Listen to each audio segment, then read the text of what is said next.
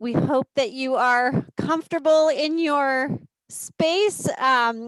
We will be here for the better part of the next hour, so please get comfortable, get a cup of coffee.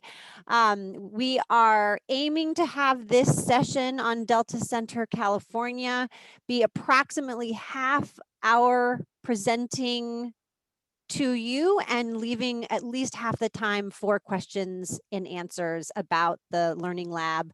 And if we do not get to everyone's questions in the course of this time, we will absolutely welcome written questions, and we will be providing written answers to the questions that come up both during this session, which you can chat in anytime, or during the Q&A session, as well as via email afterwards. Okay, so here's what we're going to do today. We will describe a little bit about what Delta Center California is and how we got here, and then give you an overview of the Learning Lab opportunity, and then go deep into the application process, and then, like I said, open it up for questions. So just in case you are here and you have never seen me before, my name is Rachel Toby. I am the PI for Delta Center California, as well as for a national effort that is funded by Robert Wood Johnson Foundation. And both efforts have a similarity in that we bring together behavioral health and primary care leaders to accelerate the improvement of care and policy change. In terms of this specific effort, it is a 2.5-year initiative. It is funded by the California Healthcare Foundation predominantly, and with some co-funding from Robert Wood Johnson Foundation. And we are aiming to do just that in California in 2 different ways, bringing together primary care and behavioral health policy leaders, as well as practice change leaders. And that is where you come in. So I wanted to give a very short, how did we get here? The National Delta Center started in 2017 as a collaboration between JSI, the National Association of Community Health Centers, the National Council for Behavioral Health, as well as the McCall Center and the Center for Care Innovations here in Oakland. And it was an effort to bring together primary care associations and state behavioral health associations to advance policy and practice in their states. We chose the name Delta very carefully to connote change, to leverage the power of confluence of ideas and people, and knowing that what we were ultimately trying to do was to change the landscape of policy and of practice, both at the state and potentially national levels, but also at the on the ground local levels where people were receiving care. And then finally, we did also salute the Delta Center in Mississippi, which was one of the very first community health centers in the country, as a historical marker of the beginning of the community health center movement and social justice movement that continues today. And in many ways, community health centers and behavioral health providers are sort of carrying out that legacy. I am then going to say that that national effort spurred an idea of what if we took this same notion of bringing people together and bringing people together around care and policy and around primary care and behavioral health, specifically in California, acknowledging that California is a big state and a unique state, especially in the way that behavioral health is funded.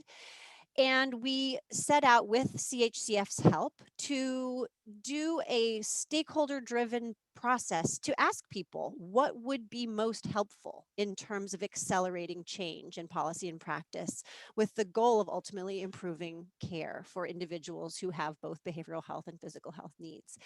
And this gives you a bit of an overview of the 27 interviewees that we spoke to during the summer of 2019. And then we went back to those same people in an iterative fashion with a straw person and said, you know, this is what you told us that would be helpful. What do you think? And we iterated on that to come to the idea of the Delta Center California initiative that you are going to hear about today. For any of you who are interested in hearing more about the process or hearing more about Delta Center National, there are websites for both Delta Center National as well as Delta Center California that you can read more about. And I think that will be chatted out to you via the chat function. I am now going to turn the microphone, the Zoom microphone, to our collaborators at CHCF and to give a little bit of background on their interest and role. And Catherine Tier, welcome. Thank you, Rachel, and thank you everybody for being here. I want to welcome you on behalf of myself in a very old picture there on your screen, and my colleague Catherine Phillips, who looks just as fresh as she does in that photo, and the California Healthcare Foundation. And as Rachel noted, we are really honored to co-fund Delta Center California along with the Robert Wood Johnson Foundation.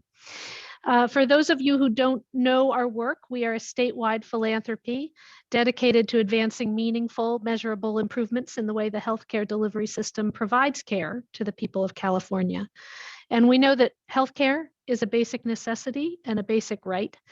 We work hard to improve the healthcare system so all Californians can get the care they need, but we have a particular focus on people with low incomes, the 1 in 3 Californians who live at or near poverty, because this group faces the biggest health burden and the greatest barriers to care.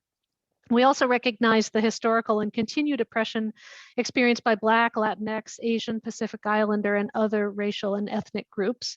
And we, as a result, work to create a healthcare system designed to redress, not perpetuate, the inequities that too many of us face.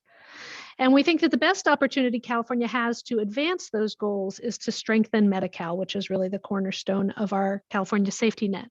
So that's our kind of big context. And then specifically, we see a tremendous need, as Rachel already noted, to continue to advance the integration of care for the whole person. So in particular, we work to improve systems of behavioral health care and focus on integrating mental health, substance use, and physical health services to achieve the best outcomes for Californians. And I would add to that also to focus on people's social needs and how those are addressed within the healthcare system. So we're looking at care regardless of how or where someone enters the system, who they are. We want to see better outcomes in a variety of domains, both those that are traditionally measured by the healthcare system and those that we know from experience are often more meaningful to people in the system themselves. And we are looking for care that is culturally congruent, language accessible, and that acknowledges and addresses stigma, racism, language access, and other issues. So that's how we came to Delta Center, California. It's an ambitious effort that operates both, as Rachel said, on the state level and through the learning labs on the ground, and others will describe those to you in detail. But our overall vision is that we are better working together, and this has particular relevance now given the many challenges of COVID, including frontline worker burnout, the very evident mental health and substance use crises that we face on top of a system that was already not meeting everyone's needs as we need it to, and with the way that COVID has shown a spotlight on disparities across the board. So we've seen from the work of Delta Center National and other projects how this can work in other places. We are confident and excited to see how it can work in the particular California context. And we are delighted to see so many of you here, to see the interest in this work. So thank you for making the time. I'm going to turn it back over to the JSI team to lead through, but we'll be here for questions if you have them for the foundation later. And again, welcome. Thanks for being here. Thanks, Catherine and Catherine. And thank you all for being here. As Catherine said, we're so happy to see this interest and see you all here today. A couple quick housekeeping notes.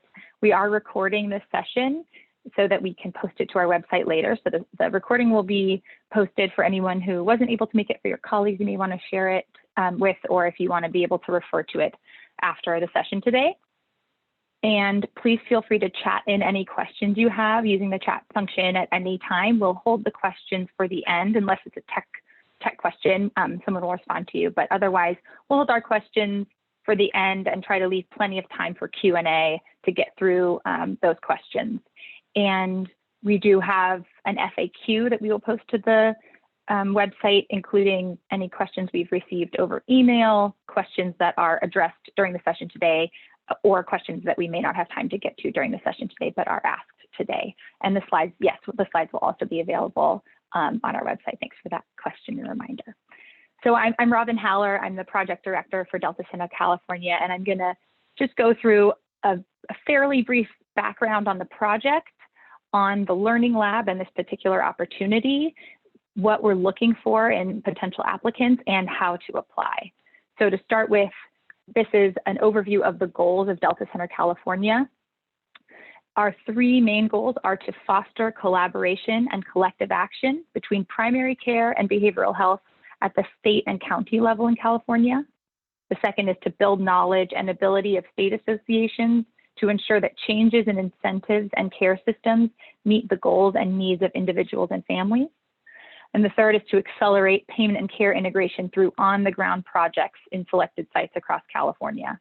And so you may hear in those goals that the third in orange is the goal that relates specifically to this local learning lab opportunity that we're talking about today. The center goal relates to our work with state associations, which I'll talk about in a minute. And the goal on the left in the darker teal is the piece of the mutually informing, that those two pieces of work are meant to inform each other. So I'll talk about that in a second on the next slide. But the ultimate impact we're trying to have is to create a health policy and a care system that better meet the goals and needs of individuals and families, and specifically that address racial and economic disparities. Next slide, please. So this slide is meant to represent that piece that I was just describing. We have these two elements, the local learning teams, which is what we're here to talk about today, and our state level policy and partnership roundtable. And these two pieces are meant to cross-fertilize and inform each other. So the local learning teams are local teams that are providing or implementing integrated primary care, mental health, and or substance use disorder services in the safety net. And that's the piece of this project that we're going to go into more detail on today and answer questions about today. The other piece of this work is the state roundtable. They are focused on state level policy, and you'll see in the white bubbles there, we've got the acronyms for the eight groups, 8 statewide partners that are sitting at that table. And they represent safety net primary care and behavioral health providers, payers, and consumers. And we have already been working with that table to kind of get them started on working together around policy related to primary care and behavioral health integration. And the important thing, again, that we think is really unique about the Learning Lab is that it's an opportunity to have cross-fertilization between what's happening on the ground and what's happening at the state policy level. And that this is a great opportunity to have that virtuous cycle, hopefully, of policy understanding what's happening on the ground and folks on the ground understanding where policy might be headed. Next slide, please. So now we'll talk in a bit more detail about this specific piece of Delta Center, California, the Learning Lab.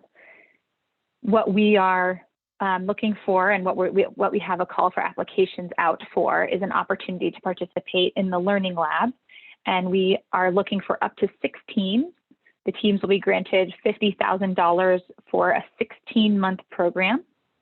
And the teams will each be advancing a behavioral health and primary care integration through a project, which we'll talk about in a minute. And again, want to highlight that those projects should be working to elevate racial equity and consumer voice. Next slide, please. This is available, all of this detail is available on our website in the full text of the call for applications, and the overall Delta Center background is also available on our website. But just want to highlight a few specific pieces of the application. And this is one about the project parameters. So when you fill out your application, you'll be describing a project that you intend to work on and advance through your participation in the Learning Lab. And we've got some parameters. We are open to a wide variety of potential projects with these guidelines in place. The first is that the project will advance the integration of primary care, mental health care, and/or substance use disorder treatment and recovery services. The second is that it targets adults who need specialty mental health care and/or substance use disorder treatment. The third is that the project lead to direct impact on consumer care experience or outcomes. We know that other important work might be done sort of at an organizational level, but we're really looking for projects that would be reaching consumers through their work. The projects need to include consumer representation in both the design and implementation of the project, and advance racial equity. And when we say racial equity, we mean the systematic fair treatment of people of all races that results in equitable opportunities and outcomes for everyone, and requires naming and dismantling systems of oppression. Again, there's some more detail on the projects and what we might be looking for in the application, including some examples of what potential projects could look like. In the Learning Lab, you will take part in a set of activities, which includes 3 convenings. Initially, of course, designed to be in person. The first will not be in person, sadly, will be virtual, but we're hopeful that we may be able to have in-person convenings for the second or third convening. And additionally, a site visit, which would likely take place between the second and third convenings. And we've got a timeline later that will kind of lay this out so you can get a sense for the timing of these different activities. And the convenings, again, would bring together not only these 6 local teams, but also the participants of the state roundtable, so that we've got the policy and the practice working side by side and interacting with each other. You will also have access to coaching from the Delta Center California team. This would happen in between convenings and other learning events to help sort of troubleshoot, share learnings from other teams, and help you advance your project in between the convenings. And then the third set of activities will be some virtual learning events, peer sharing, website resources, and that sort of thing, again, to sort of support your work in between these 3 big convenings and site visits. What you'll gain from this is learning from your peers. This is a huge part of what we think is important and special about this opportunity. We really want to create a cohort that can share learnings and barriers and successes with each other. You'll have access to experts. We'll have faculty presenting at the convenings and the virtual learning events, and providing insights to the teams relevant to the work that they're doing. Capacity building through the coaching and convenings and site visit. A co-designed curriculum. So we are striving to have the curriculum for the convenings and for the learning events be really driven by a co-designed team that we've identified, which includes representatives from the state associations, but also we want that curriculum to be designed based on what we're hearing from you all, from the participants in the Learning Lab. And again, that interface with the statewide policy organizations to inform policy is a special and important part of the Delta Center California opportunity, to share what you're experiencing, what your challenges are with folks who are working at the policy level. Next slide. Here's the timeline that I referred to. You can see the program office and this co-design process that I just briefly described was started in summer of 2020 and has been ongoing since then. And our work with the State Roundtable also kicked off in September.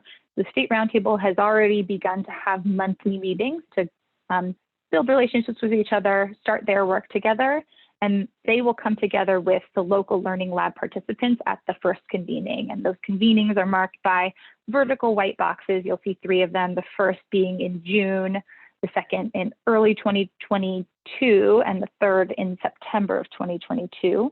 And those, again, are opportunities for the program office, State Roundtable, and Learning Lab participants to all come together.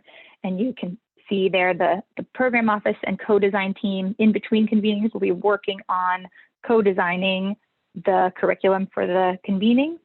The state roundtable are continuing to meet in between convenings, and the Learning Lab participants will have access to coaching calls and virtual learning events in between convenings.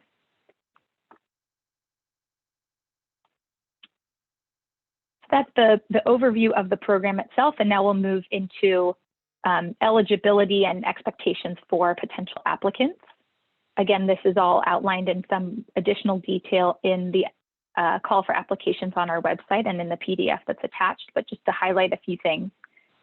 When thinking about who can apply, who's eligible to apply, really any team that's providing or implementing integrated primary care, mental health care, and or substance use disorder services in the safety net is eligible to apply. And here's a list of potential examples. This is not an exhaustive list, but it might be community-based organizations, nonprofit agencies, community health clinics and health centers or FQHCs, community mental health centers, county behavioral health agencies, substance use disorder treatment providers, Medi-Cal managed care plans. But the thing that we want to emphasize here is we are looking for partnership and collaboration across multiple organizations.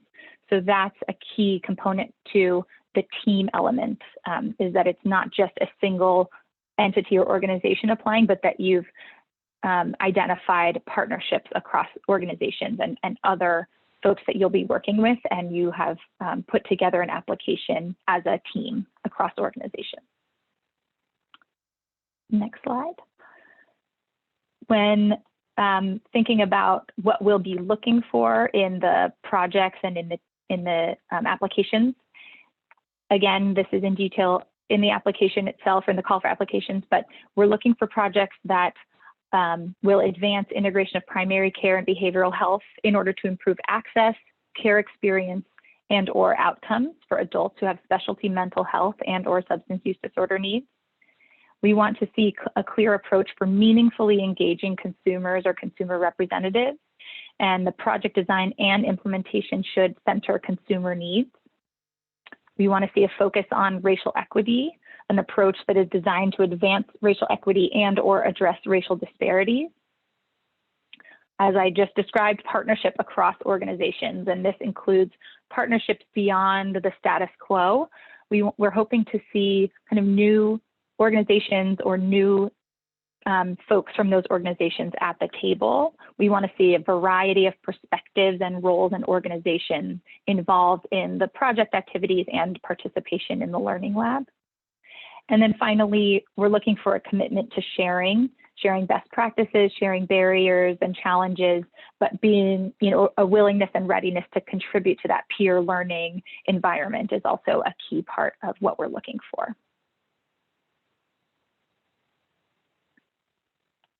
And with that, I will pass it over to Julia, who will talk through how to apply. And again, just remind you, if you have any questions that have come up, we welcome them in the chat, and then we'll also give you a chance to enter questions in at the end of the presentation before we start answering. Thank you. Julia, take it away. Thanks, Robin. So I'm going to briefly walk us through the application process. There are 2 steps to apply that we hope are relatively straightforward. The first one is the intent to apply, which is due March 12th. The intent to apply is very simple. It only is a few questions about contact information and who you are as an organization. The intent to apply is not required, so if you don't submit it, that's okay. You're still welcome to submit an application.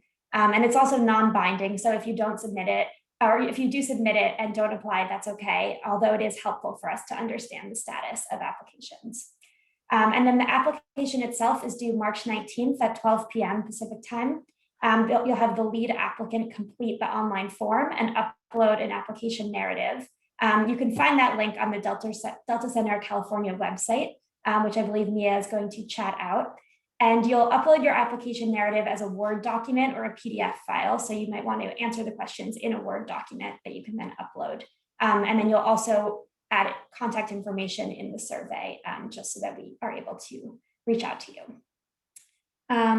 And then I'm going to talk a little bit about the selection process timeline. So we will, again, as I said, the applications are due March 19th. We will notify teams of their participation in an interview by March 26th. The interviews will be scheduled from April 1st to 9th, and we will select teams and share our results by April 26th via email.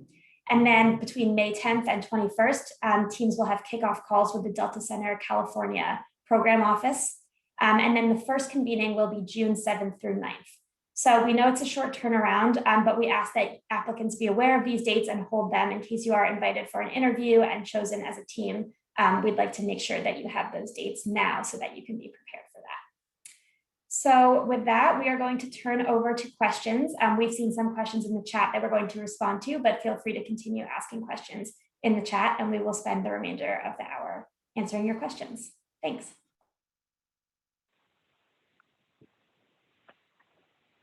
Thank you, Julia. So Tracy has been helping to bring the questions, keep our questions organized, so she will ask questions and I will try to provide some answers. And as I said earlier, if there are any questions we don't get to today or questions that you have after this webinar is over, we welcome questions via email or phone, and we will be adding these questions and any questions we receive through email or phone to our FAQ, which we posted on the website. So we welcome any questions you have at any point through any medium. Tracy, you want to kick us off? Yeah, thank you, Robin. So can you hear me okay? Yes, thanks. That was my first question. The first question here is, how do you define adults? What is the minimum age? Are teenagers with substance use and mental health disorders eligible? Yep, it's a good question. So I think when we think about the focus on adults and why we have named that focus, it's about a few different things. The first is about ensuring that peer learning can take place in the cohort. And so we want to create a cohort of Learning Lab participants that can learn from each other and that face similar barriers and challenges, and that can work with and inform what's happening at the state roundtable. And they are focused primarily on policy that impacts adults. And so thinking about the payment and financing and care systems that operate around adults and those that operate for children, wanting to make sure that the barriers we're talking about, the projects we're talking about, and the work that's taking place is within those adult systems of care and payment and financing, so that there can be shared learning, mutual reinforcement with the state policy roundtable, and thinking about the partners you might have at the table if you were working, for example, with children. Our understanding is that a lot of the partners you might think about when talking about integration, you would be talking about schools, for example, and that's not applicable to the adult population, or not as applicable to the adult population. And so, again, trying to create some kind of consistency for the sake of peer learning around the types of partners, the types of barriers, systems, and challenges that the cohort is discussing and learning from each other around. So as far as a specific age, I think that would be kind of thinking about those systems and how you proposed working with a certain population, and what challenges you would be targeting and what partners you'd be bringing to the table would be more important than a specific cutoff age.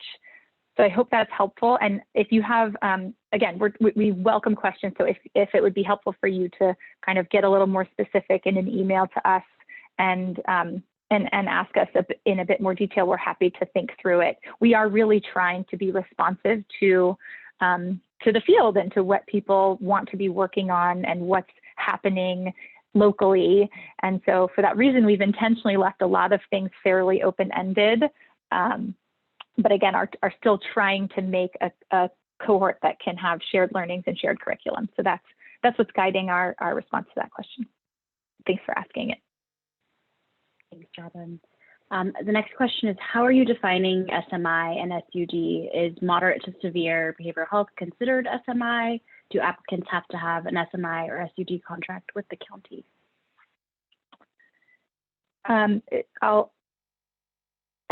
This relates, I think, to the answer to the last question, which is to say the reason for the specificity around serious mental illness and SUD is about the financing and payment systems that operate for care for those individuals, knowing that the way California financing and payment and care for behavioral health is set up, that type of care is delivered separately than mild to moderate care, which is delivered through the Medi-Cal managed care plans. And so that's the reason for the delineation. And then again, trying to create some consistency for the cohort around the types of challenges that they might be facing, or what they want to learn about and need to be learning from each other around. As far as the contract, no, you do not have to have a contract with the county. And so I think for folks that don't have contracts with the county, maybe that line between mild to moderate and severe looks a little different. And so again, we're open to proposals for what that looks like, for what your project might look like, but trying to keep in mind our efforts to create shared learning and curriculum for the cohort. Thanks, Robin.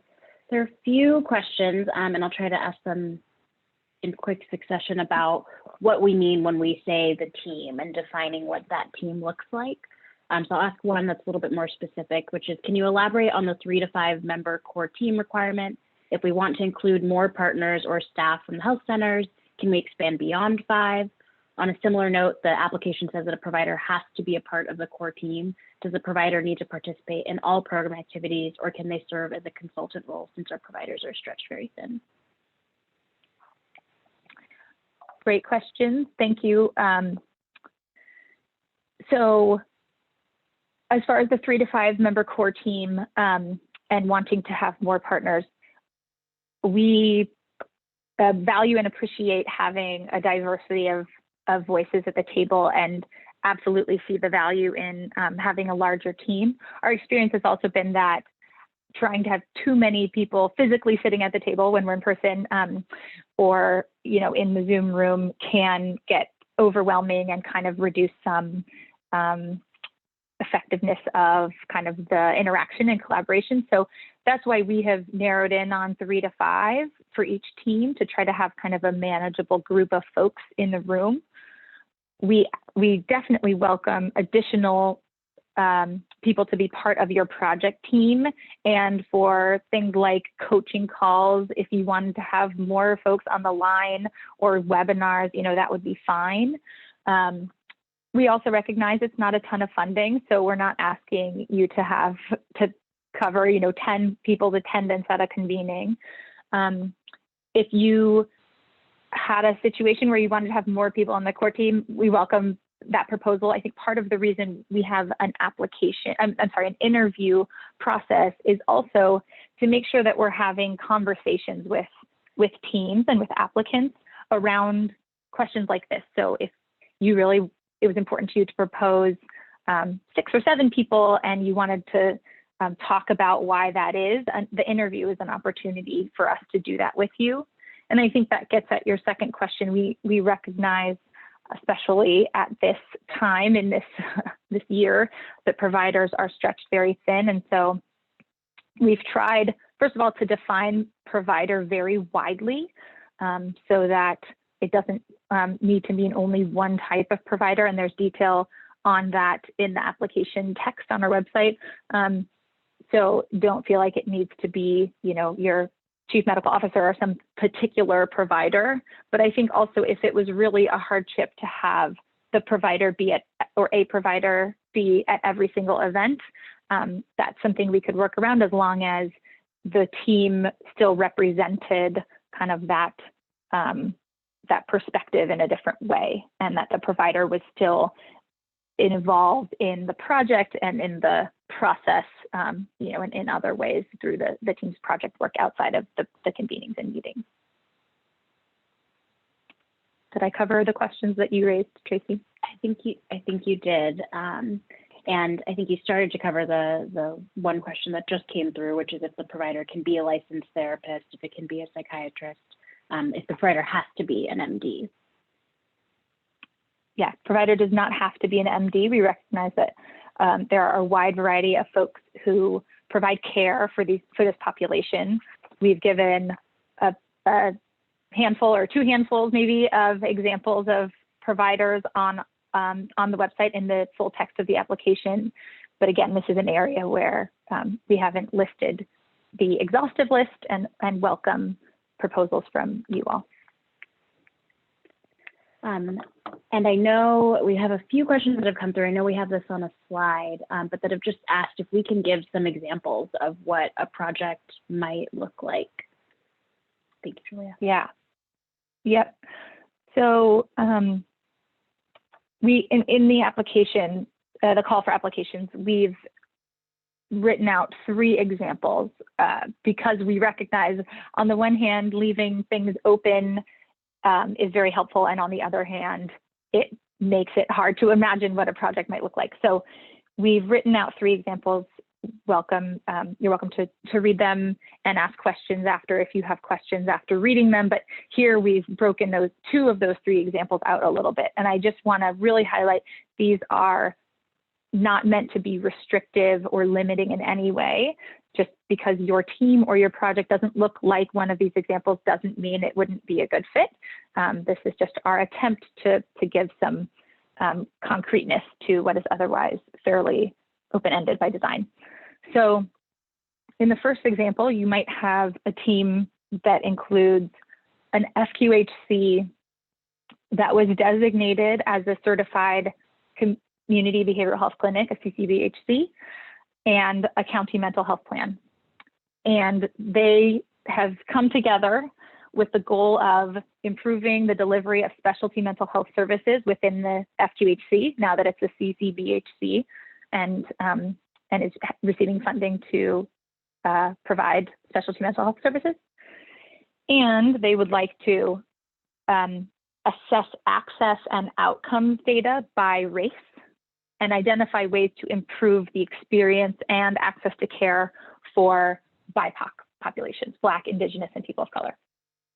So those would be their goals. That's the project they have identified that they would like to work on with the resources of the Delta Center California Learning Lab. Those are the team, those are the participating organizations. And the team might include physical and mental healthcare providers, again, defining providers in whatever way is appropriate for your organization or your context. A representative from the county mental health plan,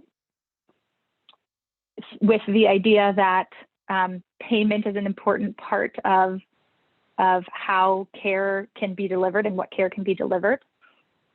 And a consumer representative from the board of directors of the FQHC to ensure that, I'm sorry, there's a typo there, but to ensure that that consumer voice is an essential core part of the project design and implementation.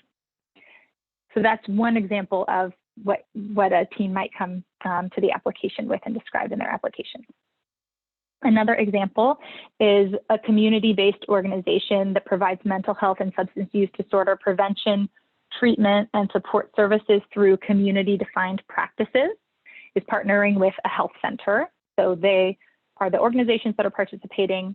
Their project goals are to provide integrated primary care services through the CBO and to identify ways to access sustainable funding for their activities and partnership through Medi-Cal and other public programs.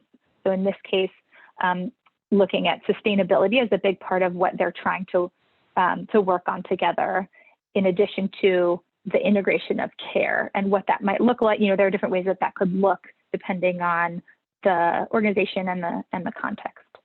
The core team might include a leader from the community-based organization, community health workers from both the CBO and the health center, and a community leader who has received services through the CBO, representing, in that case, the consumer voice on that team.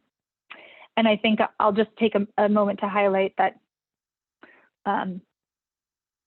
the sort of inclusion and elevation of consumer voice is, as noted before, something that we want to highlight, and are open to how that looks, but within a given project, but we would be receiving feedback. So the applications will be reviewed by our advisory group, and they will be looking for specific areas like, how is racial equity being advanced through this project? How are consumers or consumer voice being elevated through this project? And that's something we would likely talk about during an interview, to kind of dig into more detail about how are consumers meaningfully involved, or how is their voice being meaningfully elevated? So whether it's a member on the core team, or you have other ways that you typically elevate and involve consumer voice, it can look different ways, but it's something that will be important and likely touched on in the interview.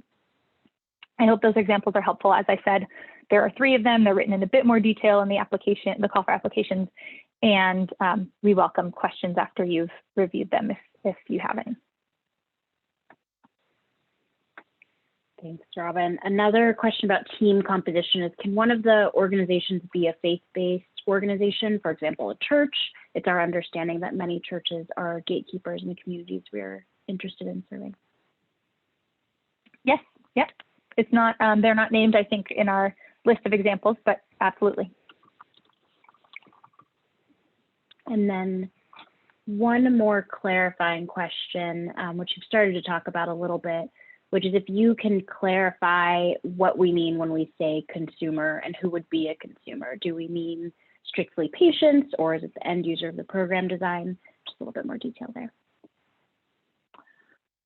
Yeah, I think end user is like an appropriate way to think about it, but just acknowledging that the folks who receive services, who use the system, who access care, including their family members in many cases, are involved in their care, and just recognizing that they are central to these efforts. And we've heard through our process of designing this program how important it is to make the system better and make care, the care experience, care itself, care outcomes, health outcomes better for people, for individuals and families. And so with that as a really central and defining goal, we want to make sure that whatever is being designed and implemented has that at its core. So it's the folks who access care, who use the systems, the end users, the patients, the clients, the consumers, and their families.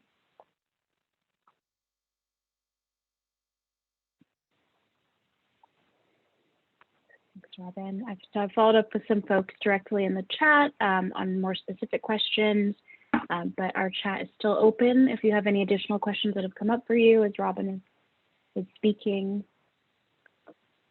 give a brief pause just to see if any other questions come through.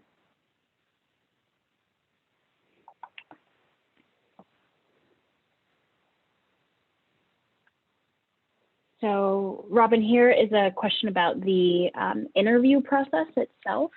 Could you just give a little bit more detail on who should participate and what we'll plan to talk about? Yeah, yep. So I think Julia outlined the general timeline and kind of what we will do once we receive your applications, but we will conduct interviews from April 1st to April 9th with a subset of teams that apply.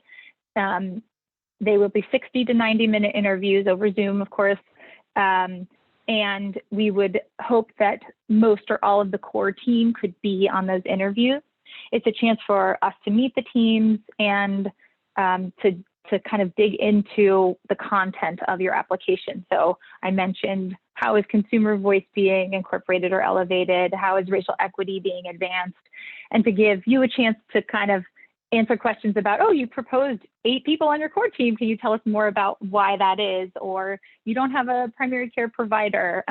So really a chance to learn more about the project, the team, ask some questions, acknowledging, especially in this time, that folks don't have bandwidth to write a 15-page proposal. So we're trying to replicate that in some ways and hopefully actually improve on that by having a shorter application followed by a more personal, in-depth interview.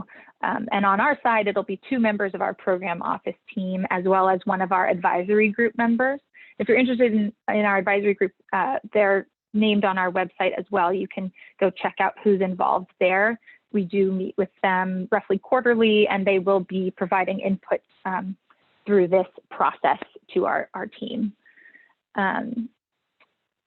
Yeah, so that's kind of the process that will take place after we receive applications, and then we'll do those interviews and review them and come to a decision as a team with input from the advisory group, and then notify participants. I think we said late April. Thank you. The next question here is, could you speak a little bit more about your expectations regarding deliverables during the project itself? Yeah. So it's a great question. We, again, recognize that especially folks in primary care and behavioral health at this time are battling with a lot of competing priorities, and that this work is important and time consuming. And so we are striving to reduce any unnecessary burden on our participants and really focus on the things that are important about participation in Learning Lab. So we would be looking for, I think we've said 5 brief sort of narrative reports just to update on progress. And certainly participation in all of these events, in all of these activities that we've outlined is important for teams that are selected to be part of the Learning Lab.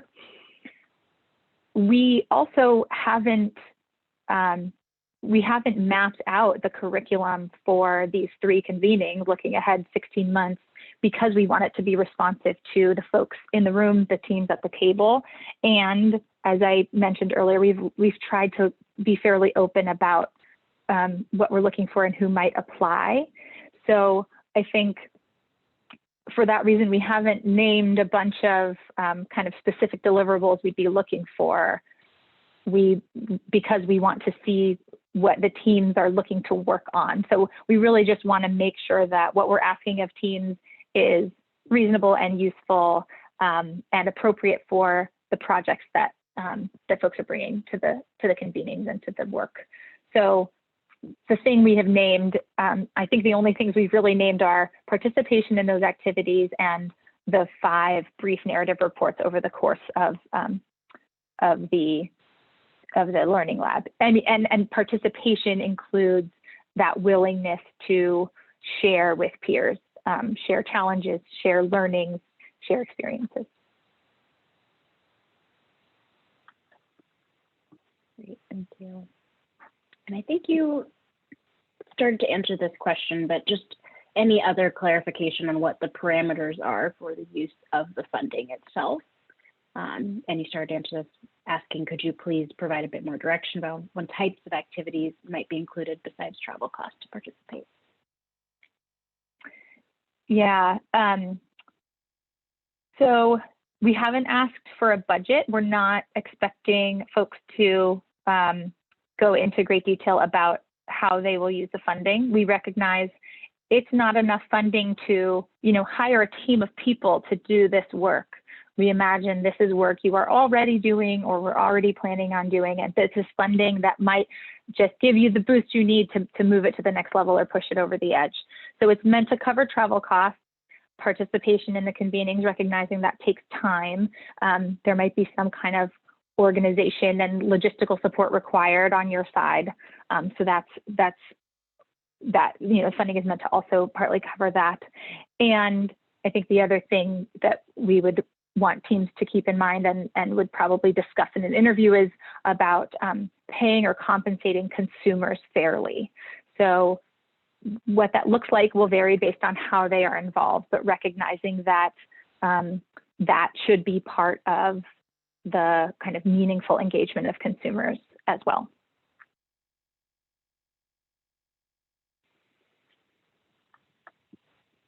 Great, thanks, Robin. So I'm holding on a brief pause and just answering a couple of folks' direct questions, just confirming once more that we will post this PowerPoint and recording to the Delta Center website on the same page as the application. And any questions maybe that you didn't catch a response to, we are noting them and we'll post them all to the FAQ that will be ongoing for the next couple of weeks. So I'll take another brief pause for Robin in case you see anything that you might have jumped in the chat, or if anyone else has additional questions.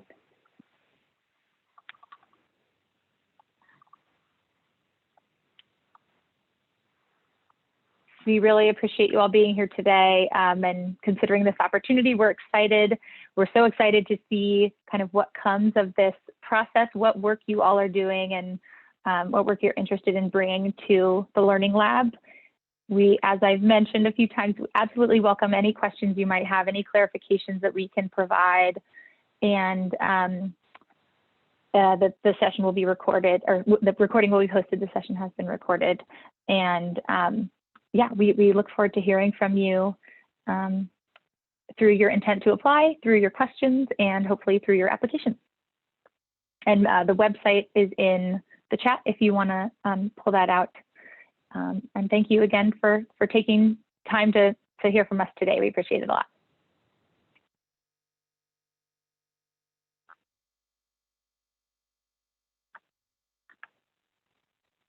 And I think we'll just leave that chat there for a minute in case you want to grab the URL or the email address to ask us questions. But feel free to log off when you've got what you need, and take good care. We hope to hear from you soon.